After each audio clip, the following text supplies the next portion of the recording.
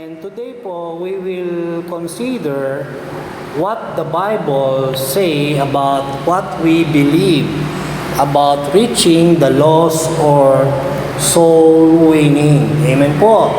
Ayan, at sa Psalm 142 verse 4, sabi po dito, has six very sad words in it.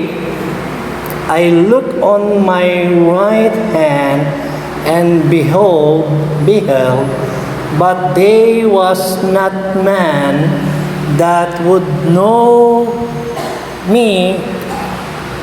Refuge failed me. No man cared for my soul.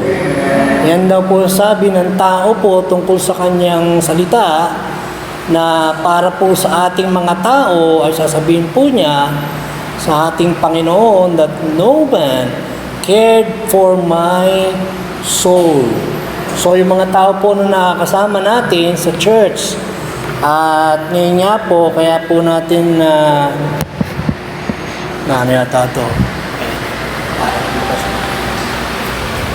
Yung speaker natin ay nandiyan po natin siya. Yan, kasi na, yan yan. Para hindi natin yan. Nakabuksan eh. Now it seems that very few are really caring that the people are living this world lost. Sabi nga po ni Yahweh, ang ating Panginoong Diyos, ang ating pong God, no? Si Yahweh, made us soul, spirit, and body. We gave us a soul so that we have know Yahweh as spirit, so we may worship Yahweh, and body, soul, we may serve Yahweh. As statistics tell us that 90 or 95% of believers never witness or live one of the Savior, ng ating Panginoon. In Matthew chapter 28, verse 13, sa Matthew 28, verse 9, 13, and 20, no? At rito, we find what we typically call the Great Commission. In these verses, there are three things that I want us to consider today. No? Meron po tayong tatlong bagay, mga minamahal natin po maintindihan na mga salita at tungkol po sa mga makikinggan po natin tungkol sa salita ng Panginoon. Ito pong una, ito pong tinatawag na a divine command. A divine command. Matthew 28 verse 19, sabi po sa Matthew 28:19, go ye therefore and teach all nations, baptizing them in the name of the Father and of the Son and of the Holy Ghost. Ayan. The word go ye, no? Salita po na nagsasalita. And the word go ye, ibig ko sabihin yan, this is a command, not a suggestion and option or a multiple choice. Sa salita pong go ye, ay ito po ay hindi po basta ginagawa lamang na hindi nyo naintindihan. Pero the word go ye, alam natin kung ano ang mangyayari, no? Kaya nga ito ginagamit ko yung salita go ye.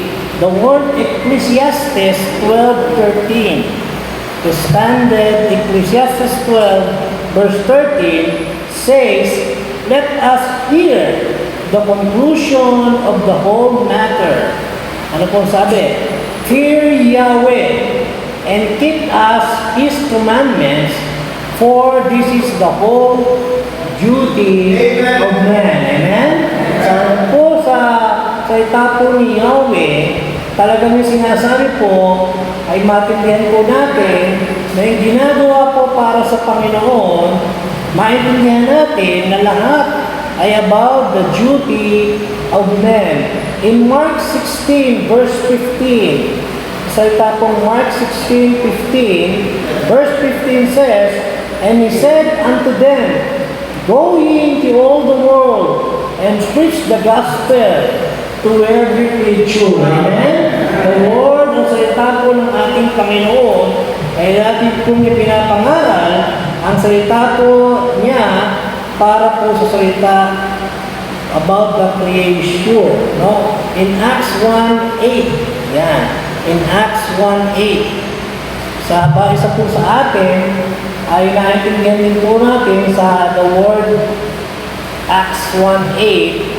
Sabi po dito, "But ye shall receive power after that the Holy Ghost is come upon you, and ye shall be witnesses unto me, both in Jerusalem, and in all Judea, and in Samaria, and unto the uttermost part of the earth." Amen? Sa mga bagay po na yun, sinasabi po, magsimula po sa Jerusalem, nandyan po ang Judea and Samaria, and up to the upper the part of the earth, sa lahat po, no? Kaya hindi po tayang mag-isa lamang, kundi sa lahat-lahat po, sa lahat. Okay? Kaya po dito rin po sa James chapter 5 verse 20. James 5:20, sa verse 20 po, sinasabi po rito ni James, "Let him know that he which converted the sinner from the error of his way shall save a soul from death, and shall hide a multitude of sins." Ayan. And also in Luke chapter 9 verse 10. Luke 19:10.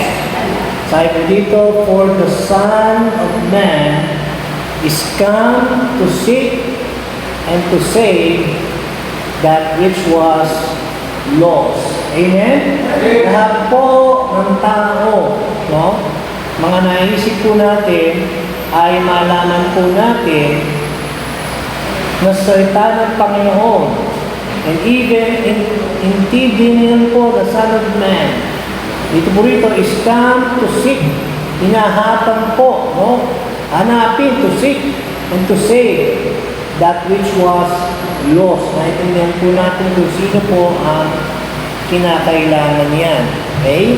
Kaya nga po sa pagsalita po sa salita ng Panginoon at sinasabi po natin a divine command, ay ginagawa po natin salita para magawa sa salita ng Panginoon. Sa pangalawa po, hindi po natin tinatawag po a duty of every believer. No?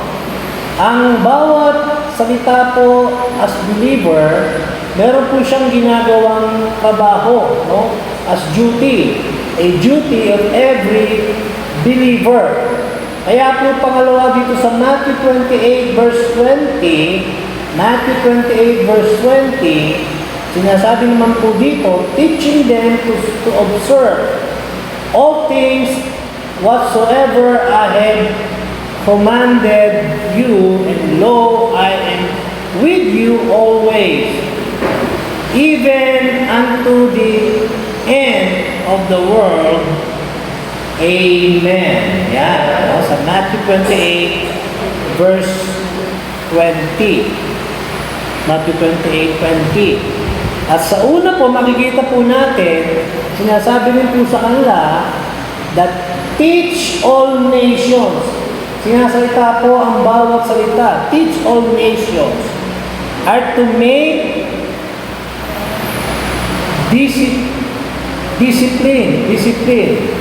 Disciples. Ayan. Make a disciple to instruct them the things Yeshua has taught us about Him and eternity. Ayan, sabi ng Panginoong Yeshua sa kanyang mga salita po, nagsusalito po sa bawat nations, no?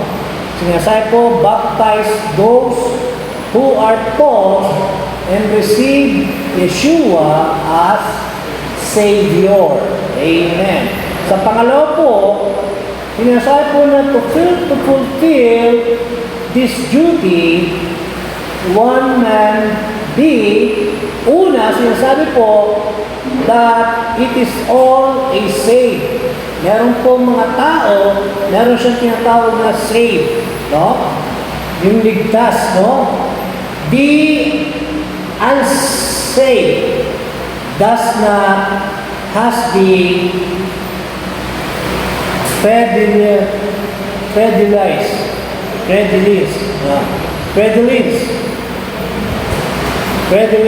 to represent Yeshua. Okay? Kaya dito po sa 2 Corinthians 5:19, sinasabi naman po na 2 Corinthians 5:19 about the 2 Corinthians, sinasabi po rito, to wit that Yahweh was in Christ reconciling the world unto Himself, not imputed their trespasses unto them, and hath committed unto us the word of reconciliation. Okay? At sa pangalawa po, una sinasabi po the same, pangalawa po, they are determined. No? Pangalawa po, they are called determined. In 1 Corinthians 2:2, 1 Corinthians chapter 2 verse 2, sabi po naman dito, for I determined not to know anything among you except Yeshua, Christ and Him crucified. No? Okay? At sa pangatlo po, sinasabi rin po ang kanyang salita as dedicated. Yan. Sa pangalan po, tinatawag silang dedicated. So 1 Corinthians 9:19. 1 Corinthians 9:19, sabi po dito ni Pablo, no? For though I did preach from all men, yet have I made myself servant unto all that I might gain the more. Okay? So, sa pangatlo po, sinasabi po, para kanya salita na lahat ng ginagawa niya ay tinatawag pong they are all dedicated sa kanilang mga ginagawa. Amen? So may mga tao pong naligtas, they are saved, and then tinatawag din po ginagawa, they are determined, at pangatlo, yung tatlo ay dedicated sa kanilang ginagawa. They are dedicated. Kaya di ba, pag siya yung dedicate, tayo po, yung salita na tayo ay para dedicate, no, sa ang ginagawa para sa ating mga buhay sa Panginoon. At sa pangatlo po, tinatawag na a declaration of Yahweh's promises. Ayan. Para po sa mga Panginoon, kay Yahweh, it is declaration are the promises para sa salita niya. No? And again, in Matthew 28, verse 20, verse B, no? Sabi po niya, Lo, I am with you always, even unto the ends of the world. Amen. Ayan, no? Para sa kanyang salita, no? Yung sabi niya that He is long with you always. Naintindihan niya. Para po sa matapos po bawat salita mula sa Panginoon. Now, tinatawag din po mga minamahal that His presence, the Lord's presence, provide us with power. No? And again po sa Acts 1:8, sinasabi po sa Acts 1:8, maintindihan po natin because ibinibigay po ang tungkol sa province of His power. Sinasabi po dito, but ye shall receive power. Kailan daw po inatanggol natin para sa iba? We shall receive power after that the Holy Ghost is come upon you, and ye shall be witnesses unto me.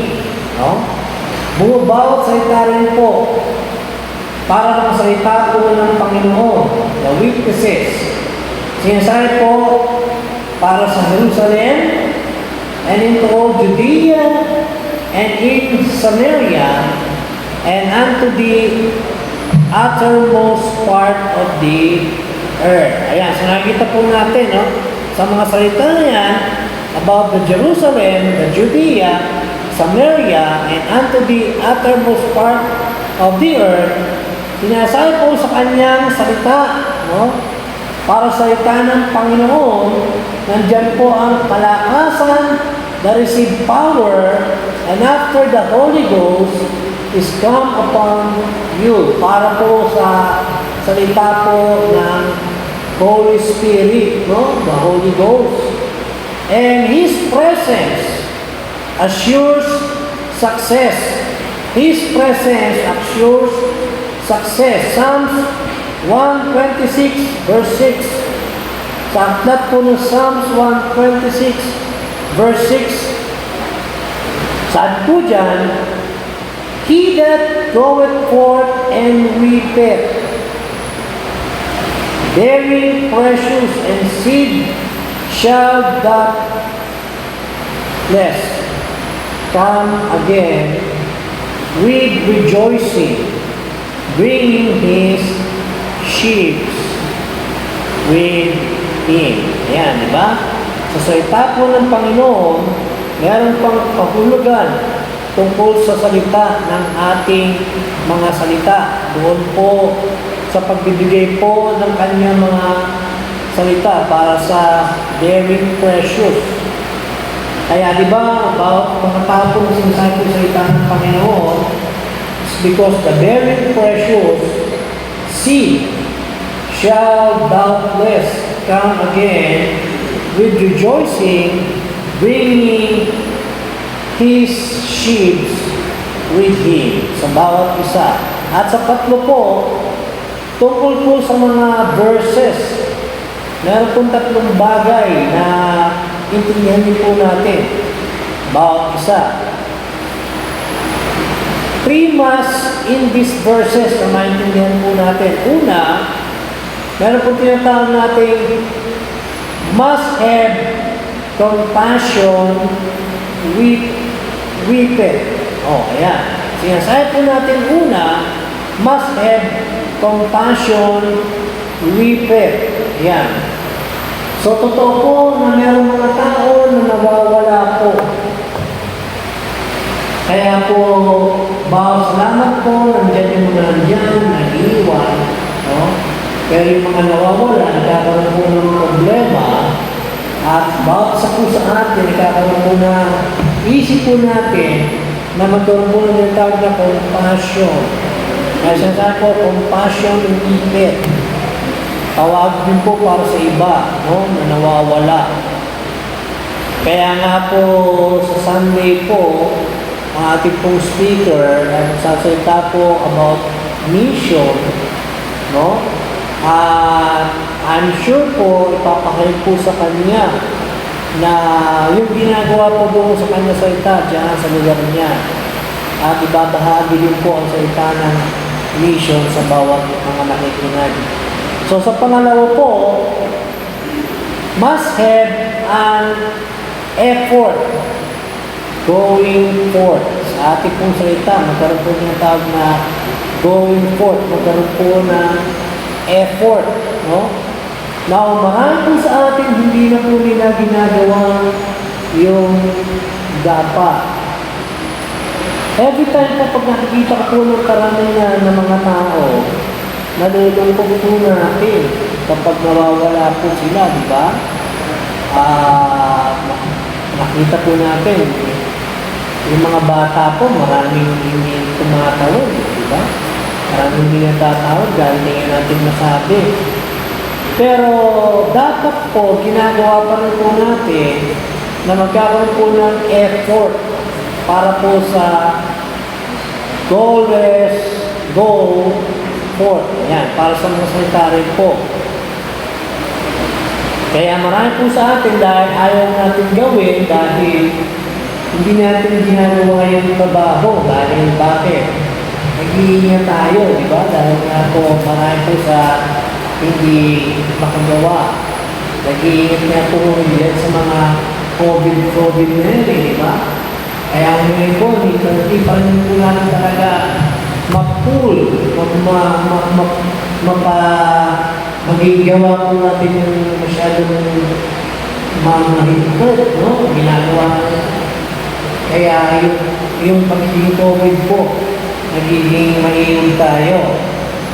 At sa pangatlo po, kung sabi po, must present the word, very precious seed.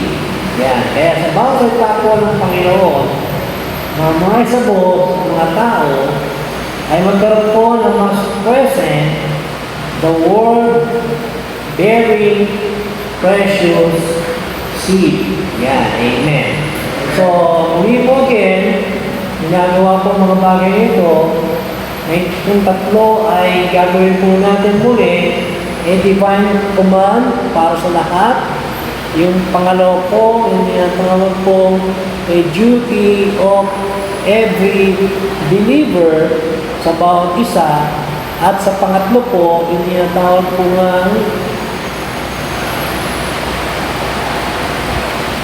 yung declaration po of Yahweh's promise sa bawat isa. Amen po. Amen. Sige po. Pwede po tayong matapos. Tumayin po tayo. At sige po natin ang salita.